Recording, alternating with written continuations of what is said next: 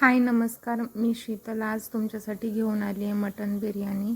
अगदी कोणीही बनवू शकता अशा पद्धतीने बनवलेली, सोप्या पद्धतीने बनवलेली मटन बिर्याणी। पहिल्यांदा स्वच्छ पाण्याने धुवून घेतल्यानंतर लागेल असं हळद मीठ वापरून अर्धा पाऊण तास फ्रीजमध्ये ठेवून द्यायचं। व्हिडिओ शेवटपर्यंत नक्की पहा। मी बिर्याणीसाठी दावतचा बिर्याणी राईस वापरलेला आहे। बिर्याणी राईस 2-3 वेळा पाण्याने धुवून घेऊन अर्धा पाऊण तास भिजत ठेवावा। तोपर्यंत आपण बाकीची तयारी करून घेऊ। त्यासाठी आलं लसूण मिरची कोथिंबीर बारीक करून घेऊया। नंतर मॅरिनेट केलेल्या मटनमध्ये आपण केलेली पेस्ट, लाल तिखट, सुहाना बिर्याणी मसाला आणि दही घालून छान मिक्स करून घेऊया। अगदी कमीत कमी मसाले टाकून बनवलेली बिर्याणी आहे, तर नक्की ट्राय करा।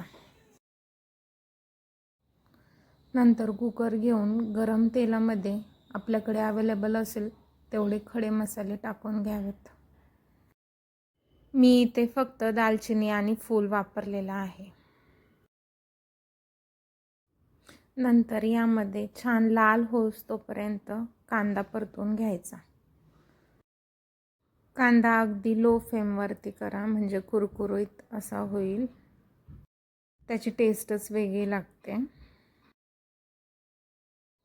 यामध्ये आता आपण मॅरिनेट करून ठेवलेले मटण टाकून देऊया। 5 मिनिट छान गॅसवरती परतून घ्यायचे मटण, जेणेकरून त्याचा अंगचं पाणी सुटेल त्याला। थोडी वरून कोथिंबीर टाकायची, छान परतून घ्यायचं। छान अंगचं पाणी सुटण्यासाठी आपण कुकरचं झाकण ठेवूया वरती। थोड्या वेळाने थोडंसं बटर वरती टाकून मेल्ट होण्यासाठी झाकण ठेवायचं।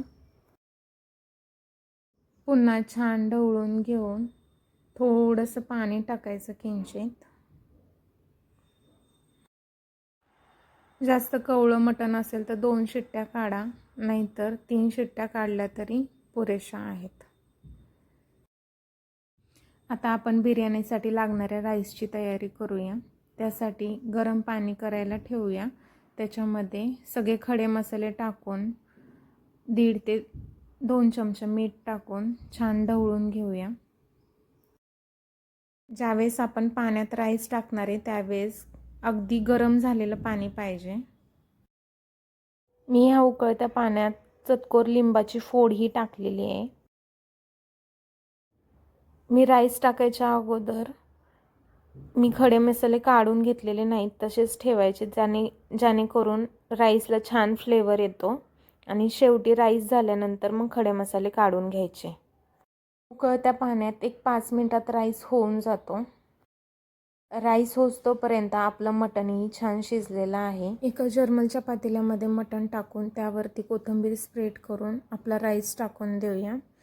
आणि त्यावरून छान कोथिंबीर अशी टाकून बटर स्प्रेड करून थोडासा मी सुहाना बिर्याणी मसाला स्प्रेड करणार आहे। त्याने अगदी भन्नाट टेस्ट लागते, ट्राय नक्की करा। आपल्याला छान वाफ घेण्यासाठी एक 15 मिनिटं लो फ्लेमवरती छान ताट ठेवून झाकून द्यायचं। तुम्ही पाहू शकता अगदी सोप्या पद्धतीने सुटसुटीत अशी बिर्याणी बनून तयार झालेली आहे। भेटूया लवकरच पुढच्या व्हिडिओमध्ये।